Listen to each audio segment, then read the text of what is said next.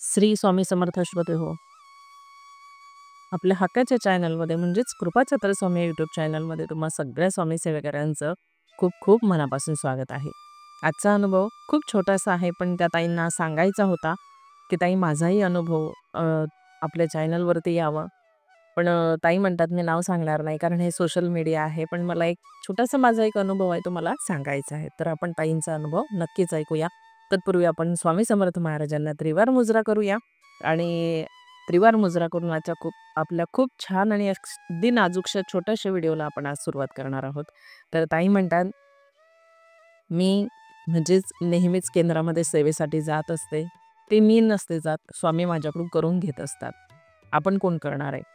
पण असं झालं की काही कारणास्तव म्हणजे आपल्या केंद्रामध्ये ज्या काही सेवा होत असतात, मग त्या चंडी याग असो किंवा काही आपल्या याचे स्वामी समर्थ महाराजांच्या सारामृताचे पाठ असो किंवा पुण्यतिथी असो किंवा स्वामी महाराजांची म्हणजे अशा वेगवेगळ्या जे काही सेवा केंद्रामध्ये होत असतात, त्या सगळ्या सेवांना मी हजर असते आणि स्वामी महाराज माझ्याकडून खूप छान सेवा करून घेतात.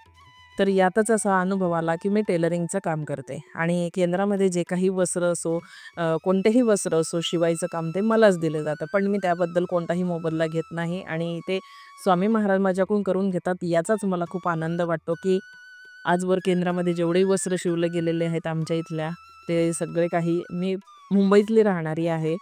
तर ताई म्हणतात की ते सगळे वस्त्र माझ्याकडून शिवले जातात आणि असं झालं की मी एक आमच्या केंद्रामध्ये दुर्गा सप्तशती पाठाची खूप मोठी सेवा होणार होती. तर त्या पाठासाठी जे काही हिरव्या कलरचं जे वस्त्र होतं स्वामी महाराजांना, म्हणजे एक अन्नपूर्णा स्वरूपामध्ये आपण नेहमी फोटो बघतो ना हिरव्या पातळावरती स्वामी महाराजांचा, अन्नपूर्णा स्वरूपात महाराजांनी दर्शन दिलं होतं एका भक्ताला. तर तशाच प्रकारे महाराजांना हिरव्या पातळा मला नेसवायचं होतं, म्हणजे फोटोला एक प्रकारे सजवायचं होतं आणि मी तशाच प्रकारे वेगवेगळ्या आयडियाने मी ते शिवून काढलेलं होतं.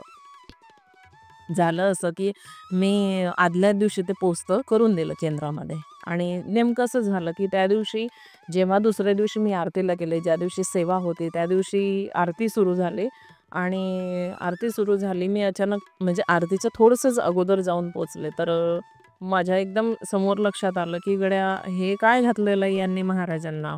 आपण तर महाराजांसाठी खूप छान हिरव्या रंगाची साडी, म्हणजे एक आई स्वरूप महाराजांना त्या प्रतिमेला द्यायचं होतं. तर हे काय केलेलं आहे या लोकांनी, असं माझ्या मनामध्ये खुटखुट होती.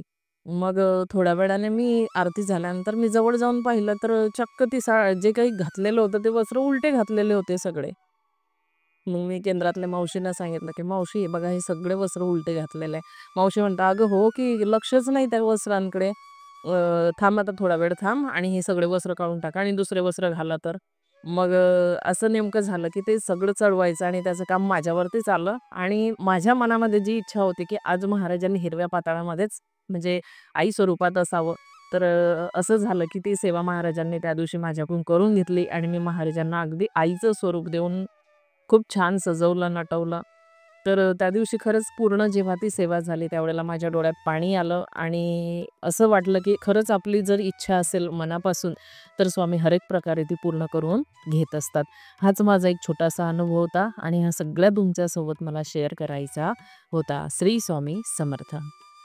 श्रोते हो, बघा ताईंना आलेला अनुभव खरंच खूप गोड आहे आणि ताईंच्या मनात एक मनापासून इच्छा होती की जे हिरवं वस्त्र आहे ते जे देवीचे पाठ होणार आहे त्या दिवशी नेसलं जावं आणि खरोखर महाराजांनी ती सेवा ताईंकडून करून घेतली. अशाच छान छान सेवा महाराज ताईंकडून करून घेत राहू आणि ताईंना खूप खूप आशीर्वाद देत राहू स्वामी महाराज, हीच आपण स्वामीचरणी प्रार्थना करूया आणि आपल्या सर्वांवरतीही स्वामी महाराजांचे खूप खूप आशीर्वाद राहो.